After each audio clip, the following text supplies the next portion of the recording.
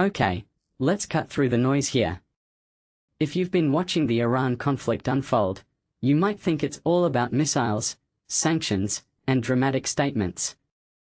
But what if I told you the real story isn't just the explosions you see on the news? It's the invisible chess game where every move backfires, every alliance is a gamble, and the word victory hasn't meant anything real since about 2003. Let's break this down. /n/n First off, the Houthi attacks in Yemen. Oh, sure, they're launching drones and missiles at Saudi-backed forces. But why does this feel like déjà vu? Yemen's been a dumpster fire for nearly a decade, and here we are again. Houthis strike Marib, dozens die, Saudis vow retaliation, and somehow the cycle just continues. What's fascinating here is how these attacks aren't just about Yemen. They're Iran's way of poking the US-Saudi alliance with a stick without starting a full-blown war. It's proxy warfare as performance art.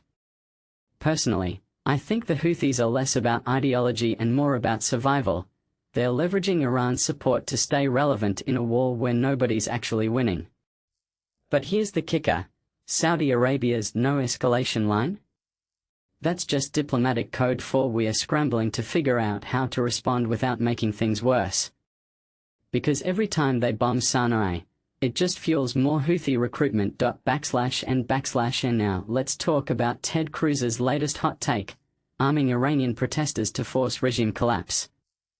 Bold move, Ted. But wait, didn't we try this in Libya? Syria? Iraq? Where's that worked out?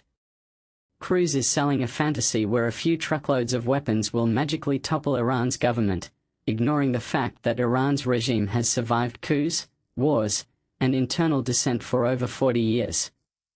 What many people don't realize is that arming protesters doesn't create stability, it creates chaos.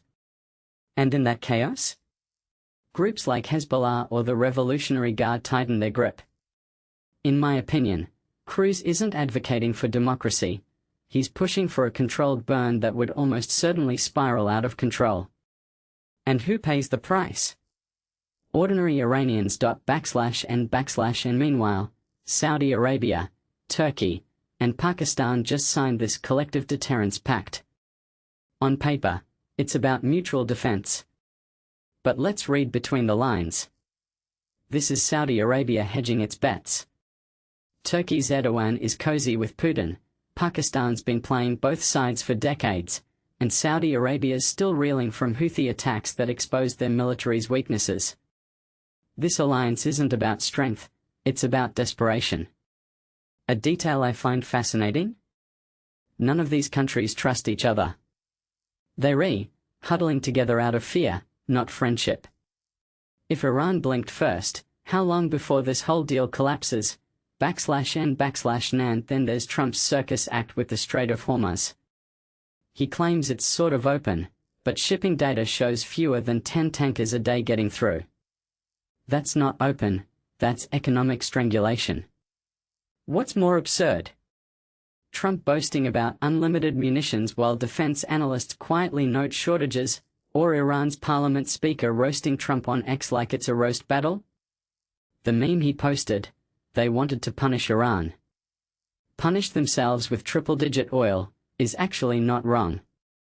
Sanctions hurt global markets, oil prices spike, and suddenly the US is the one with egg on its face. From my perspective, this war isn't just a military conflict, it's a masterclass in blowback.